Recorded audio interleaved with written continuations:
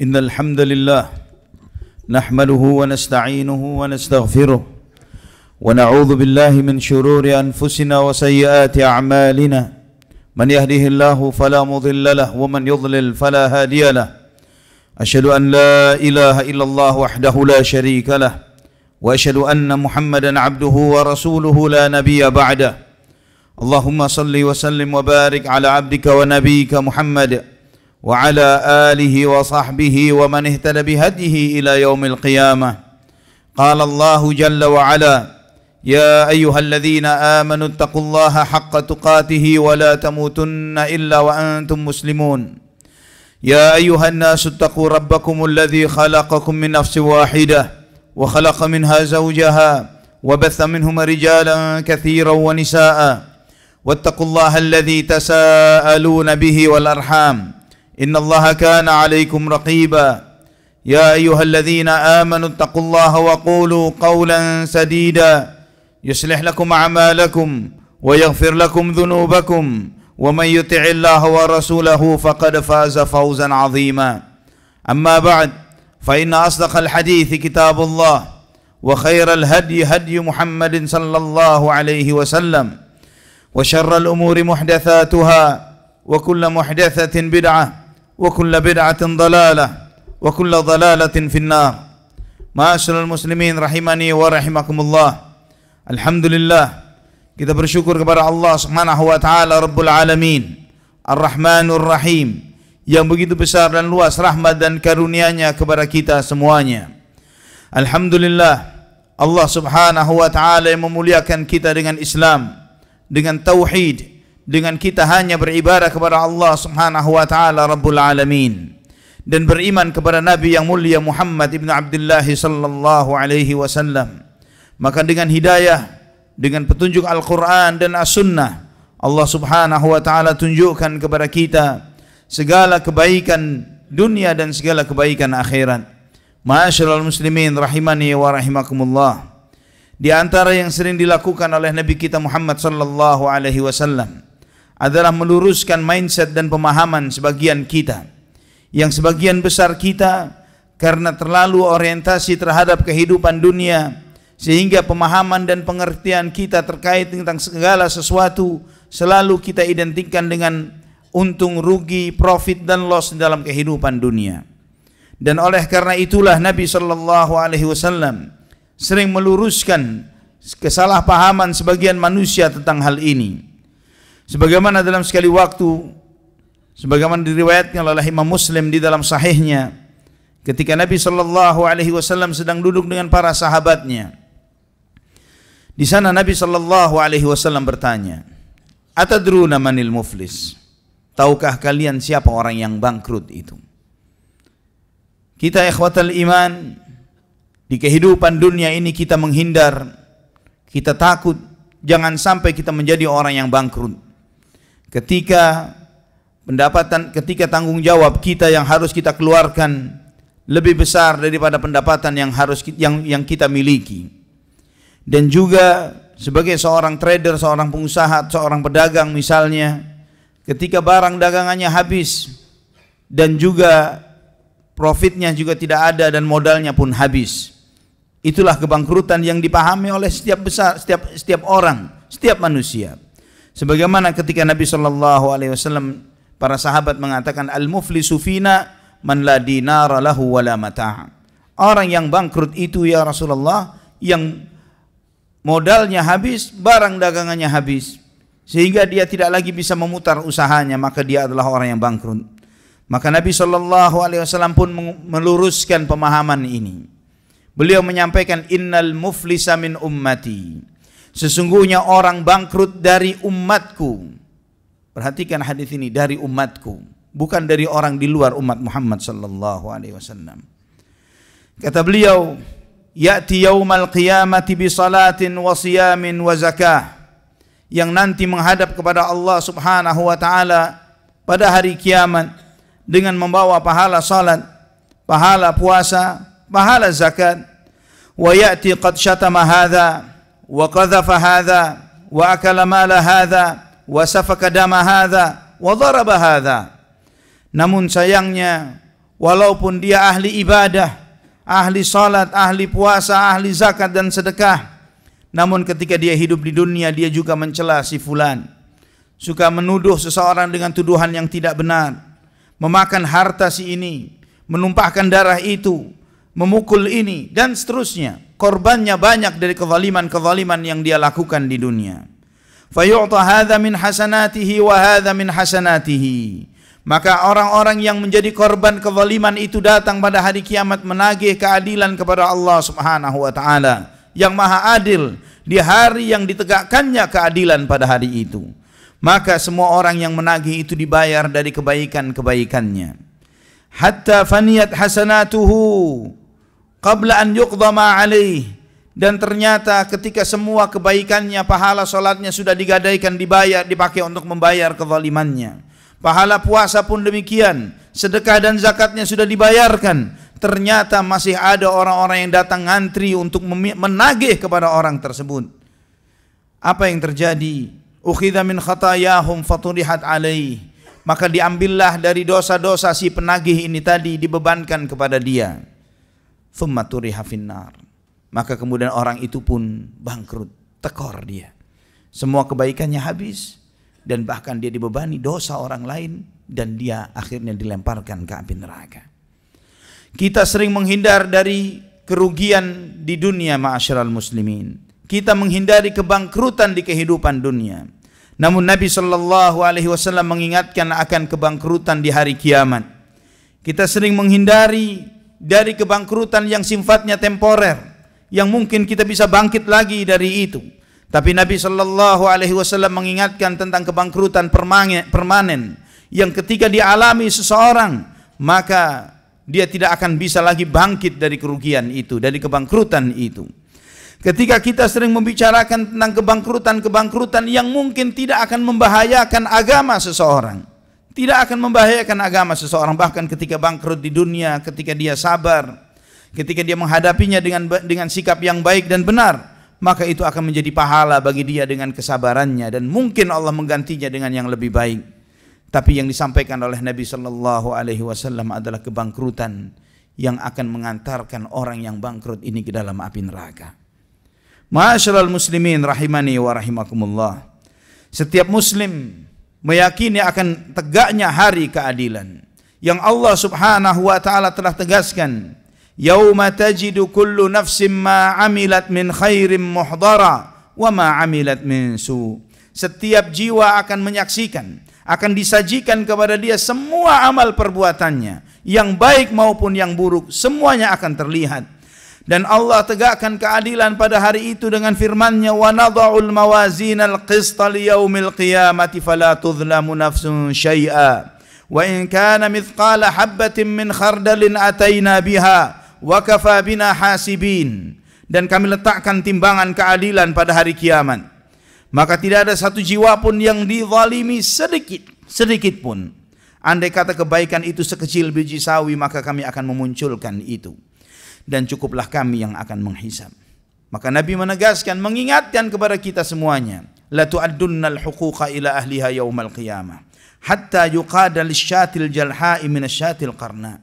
Kalian pasti akan membayar semua hak-hak yang pernah kalian ambil di dunia, sampai kambing yang tanduknya patah pun akan dituntut, Allah akan menuntut kepada kambing yang menanduknya. Kambing yang menanduknya akan ditanya, kenapa kamu patahkan tanduknya? Sampai Nabi SAW sekali waktu pernah duduk bersama Abu Dzar radhiyallahu an.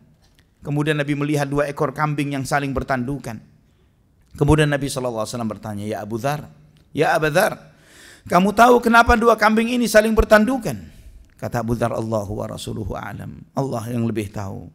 Kata Abu Dzar.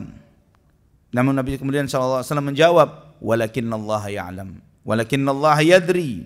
Tapi Allah tahu, dan Allah akan mengadili keduanya nanti di hadapannya pada hari kiamat. Dan Nabi SAW menyampaikan di dalam sabdanya, yuqtassul khalqu ba'duhum min ba'd hatta al-jamma'a minal qarna wa hatta al-dharrata minal dharra.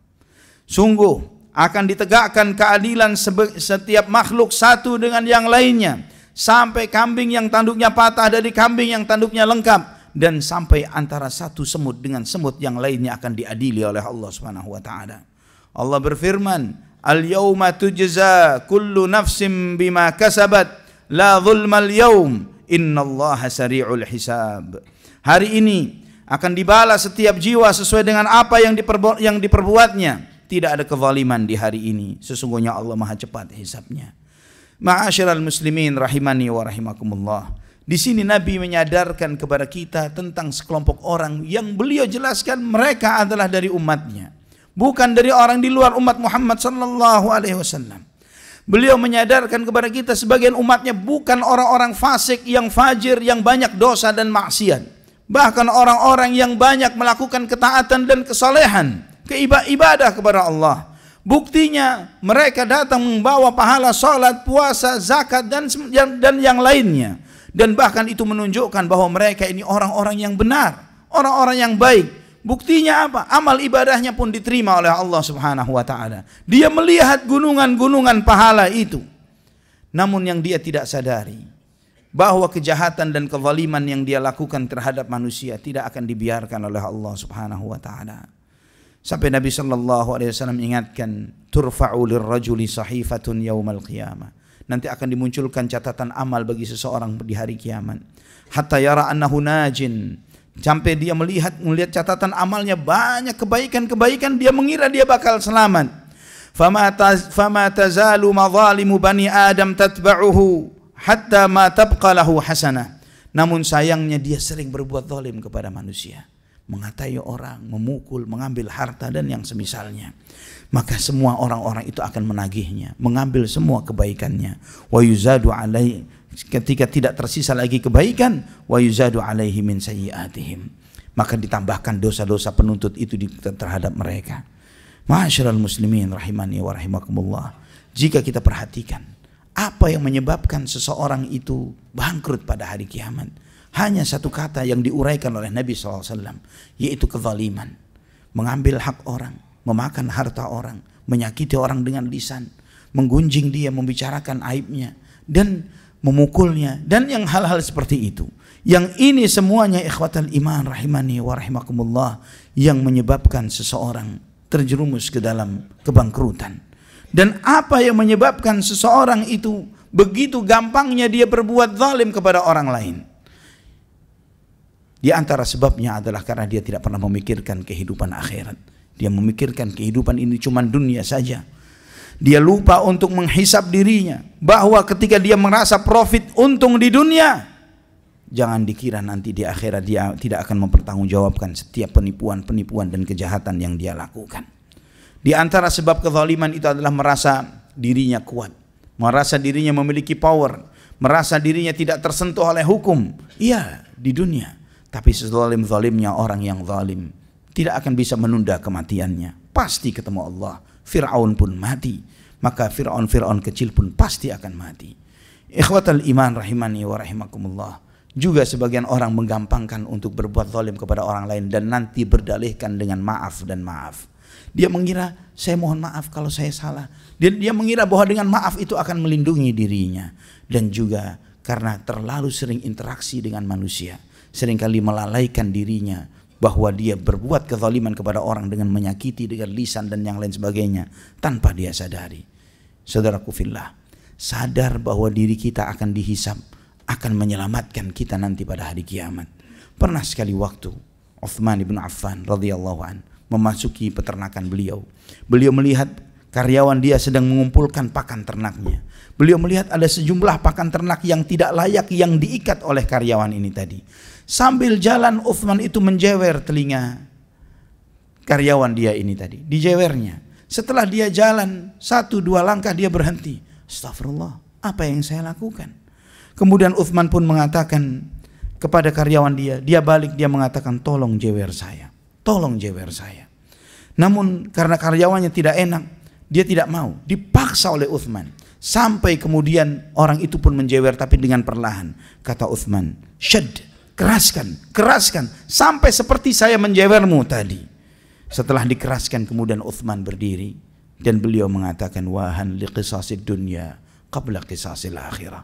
Begitu gampang kalau saya dikisas di dunia, ketimbang nanti saya dikisos di akhirat.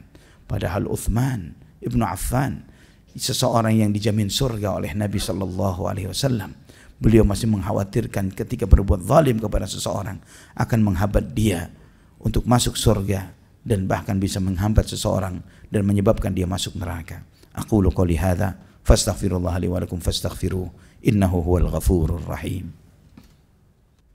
Alhamdulillah wassalatu wassalamu ala Rasulillah wa ala alihi wa sahbihi wa man wala.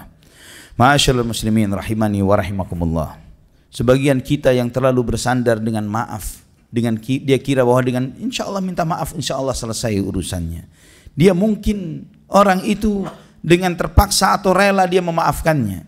Namun nanti pada hari kiamat ketika Allah Subhanahu wa taala menegakkan timbangan keadilan, pada saat itu setiap jiwa ingin menyelamatkan dirinya dengan segala cara apa yang bisa dia lakukan, walaupun dia harus mengorbankan orang-orang terdekatnya.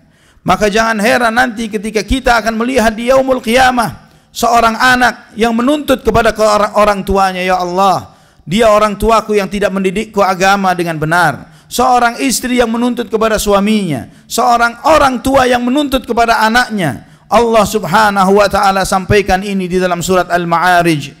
Yawaddul mujrimu law yaftadi min adzabi yaumi idzin bibanihi wa sahibatihi wa akhihi wa fasilatihi allati tu'wih wa man fil ardi jami'an thumma yunji. Seorang yang berbuat maksiat dan dosa nanti akan berharap, berkeinginan agar dia bisa menebus dirinya dari azab Allah di hari itu dengan mengorbankan anak-anaknya sendiri. Kalau bisa ya Allah, anak-anak saya bakar mereka di neraka asal jangan saya ya Allah. Wa sahibatihi wa akhi. Dia berangan-angan, ya Allah, andai kata bisa istri dan saudaraku, biarlah mereka yang masuk neraka asal jangan saya ya Allah. Wa fasilatihi allati tu'wi. Dia berharap andai kata orang tuanya yang membesarkan dia. Dia berharap biarkan orang tua saya masuk neraka ya Allah asal jangan saya ya Allah. Wa man fil ardi jami'an thumma yunji.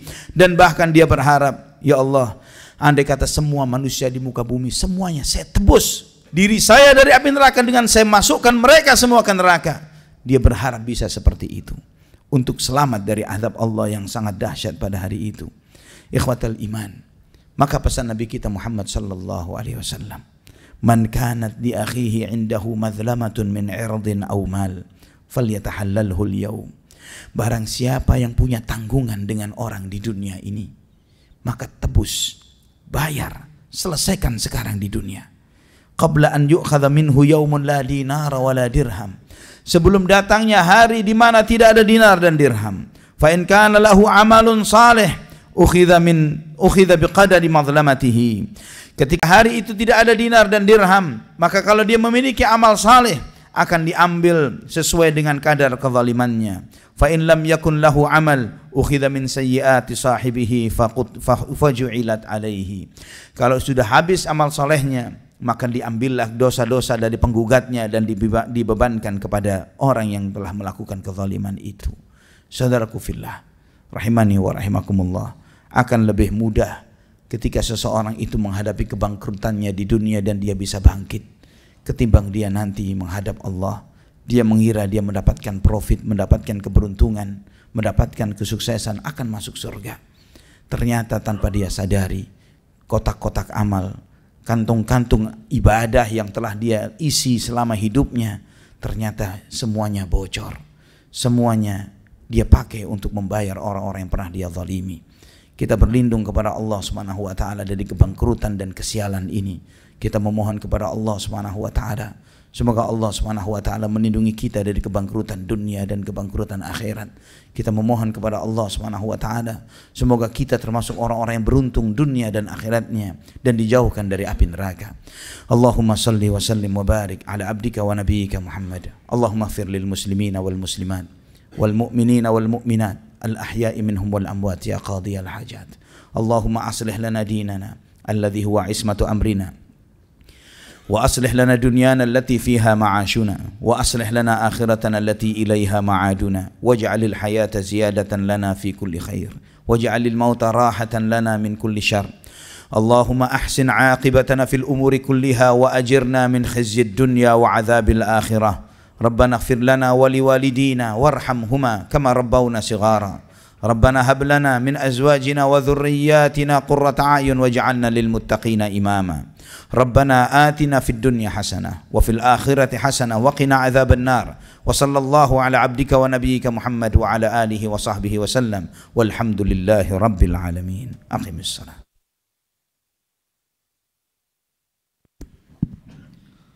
الله أكبر الله أكبر أشهد أن